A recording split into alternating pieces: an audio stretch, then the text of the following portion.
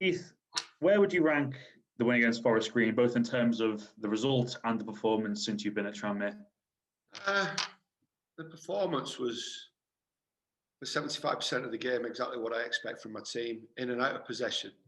Obviously, the two sides of the game, everybody enjoys the ball, but I want a team that enjoy working hard without the ball, doing the necessary spade work, the hard work, the tracking of runners, the tackling, the heading, and I think, well, I listened to Coops's interview after the game, Forest Green Rovers manager, and that's what he was asking from his team. So we got that. So I know that our team can play football, and the honesty, the way that we went out about our business was special from my point of view. So I know that we can play good football, but everyone talks about physicality. They talk about, because we have GPS on now, they talk about data, they talk about high intensity sprinting, they talk about total distance. I don't see that as the physical side of the game. That's a requirement of our sport, but the physical side of the game is tackling, heading, tracking runners, regaining the ball, interceptions, and being able to run both ways in and out of possession. So if you take away all the technical ability of our team performance on Tuesday, I was really pleased with that aspect of the game. One player in particular I want to ask you about, Otis Khan. He came to the club as a creative midfielder, but the last few games he's had to fill in at right back. But how good is it as a manager to have a player that has that versatility, but also the quality to go with that versatility as well? First and foremost, the player's got to accept the challenge. He's got to trust me as a manager to play him in that position. I feel as though he can play that position. And he's enjoying it, he's embraced it. You've got to insert the mind bomb. I asked him, I played in there in training without telling him. There was a little bit of to and fro in conversations going into the Leicester game. But I think he's been tremendous. And don't put any pressure on him. He's performing well. And he's taken to it really well at this moment in time. Of course, you're coming up against your former club this weekend in Bolton Wanderers. A great chance to complete a double over them. But I just wondered, how surprised are you with the fact that they go into this game 17th at the table? Nothing surprises me in football. Absolutely nothing. I think we're very, as people, we tend to eulogise about the past. The past is a great place to live, and Bolton Wanderers were a great, Premier League club, for a long time under Sam Allardyce. But since that time, they've been on a decline, and people have got to understand where the club is at now, and they've got to build again. And it doesn't happen overnight. I've seen it so many times that big clubs like Portsmouth, for example, spent 3 seasons in League Two to get re-promoted, and it might take a bit of time. But when you reach rock bottom as a person or as a football club, then you want to see a positive bounce. And I think that's what Bolton supporters and the manager and everyone connected with Bolton will want. But it's not going to happen overnight. And when you face a club twice in quick succession, as you are with Bolton, having only played them last month, is it easy to implement the same tactics, or do you have to think of something different for it being a different game? Well, it's a different game. There's a lot of, believe it or not, there has been a lot of games between our last fixture with them. They've changed shape. I still know a lot of people in and around Bolton Wanderers with respect to, staff, players. We've obviously watched the last two games in particular where they have changed shape. They could change back, but we know the style in which they play. So the formation doesn't really affect the way that Bolton and Ian Everett's playing, with the players he has available. So we know what to expect. Team selection could change, but we know the style in which they play.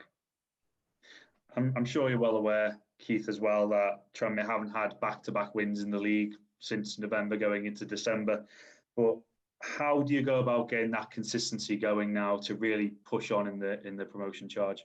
Well, if you look at it, it's been quite consistent. The last 10 games, with 22, the last 12 games, think they've been quite consistent, over that period of time. The first 10 games of the season were very difficult. There's been a change of manager, but I think we're quite consistent. I'm not going to sit here and tell you that we're going to be Liverpool, for example, who are inconsistent at this moment in time. But Manchester United, Man City, expectations, there has to be a certain amount of reality.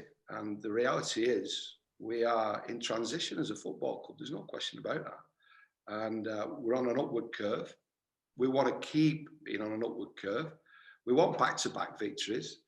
Well, that's not going to determine our season. I just want performances. If you want to keep putting a manager under pressure, or managers up and down the country, listening to Talk Sport this morning, I'm not too sure whether they were genuine Liverpool supporters, but there was supporters or callers asking for Jurgen Klopp to be changed. He's taken Liverpool as far as he can. I mean, what is happening to modern day society that we're putting somebody like Jurgen Klopp under pressure, who hasn't lost a home game for the best part of 3 years, 2017, and they lose a game. They're not in a good run of results at this moment in time, but they've got the best manager, or one of the best managers in the world.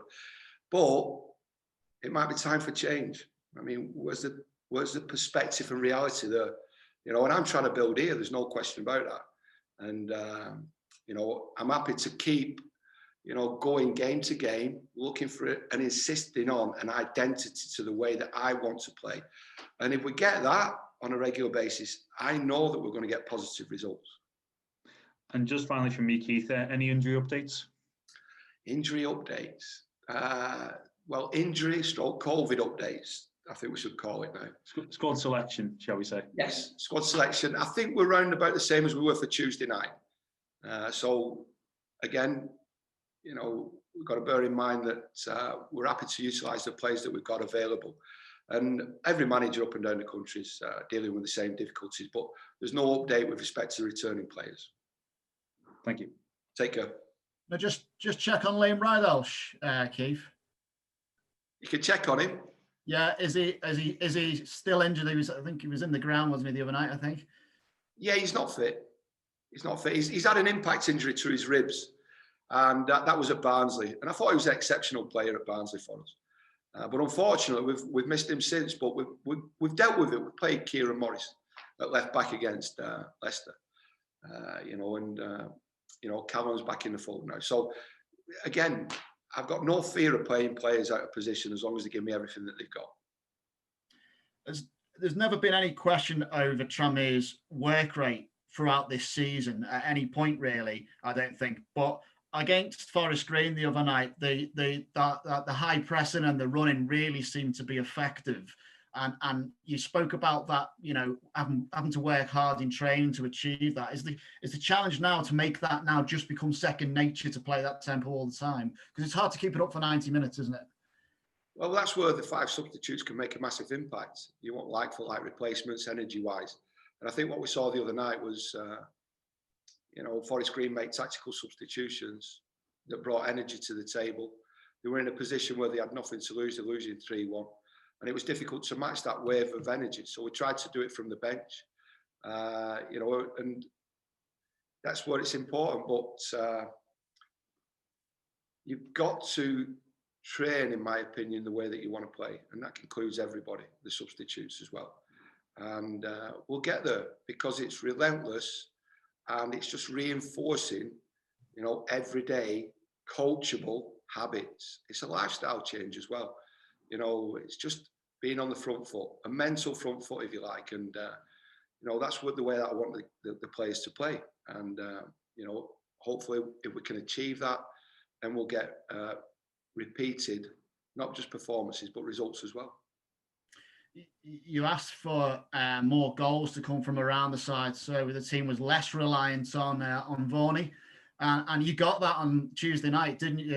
And that's encouraging to see, really, isn't it? I think maybe there's a couple there, well, including Paul Easter scored, maybe could have had a few more. Well, there is, yeah. But if you look at the stats, I think we had 8 shots on target, 14, in total. And I think we dominated possession against a possession-based side. But barring the last 15 minutes. So if you look at every fixture over the course of Tuesday night in our league, I think we were right at the top of all the stats, you know, and I'm talking about technical stats, not running stats, you know. So I'm really pleased with that. You know, we did create opportunities. And when we are getting, you know, penalty box entries from other players, you know, then it does take the focus off James Vaughan. And that's where James Vaughan become a free player, you know, for the second goal. So I thought that it was a good goal. I'm encouraged by what I'm seeing so far. But like I said, for me, there's so much more to do in the 24 games that we've got remaining to establish ourselves as real contenders. You said that your focus is really on performances at the moment. And you did say on Tuesday night that results were for the fickle and for the pundits. But surely you'll want to win against Bolton tomorrow, won't you? Listen, I take it with a pinch of salt, if I'm being honest, because, you know, no matter what the result is, we have to do our work, you know, due diligence on the next opponent, which is Harrogate. So you don't get the opportunity to enjoy a result as a manager. You really don't. You know, the manager, everybody takes everything off the manager now and blames them for everything if it goes wrong. You know, and I personally feel as though there should be more support for managers, you know, and managers' well-being. Not mine, managers in general, you know, whether it's Premier League managers, or whether it's, you know, National League managers or non-league managers. I watched Monday Night Football and there was, you know, Jamie Carragher and Gary Neville, and they were constantly talking about whether Steve Bruce should be kept in position or not. You know, and I think it's getting quite offensive now, the amount of times that we're focusing on a manager's position at a football club.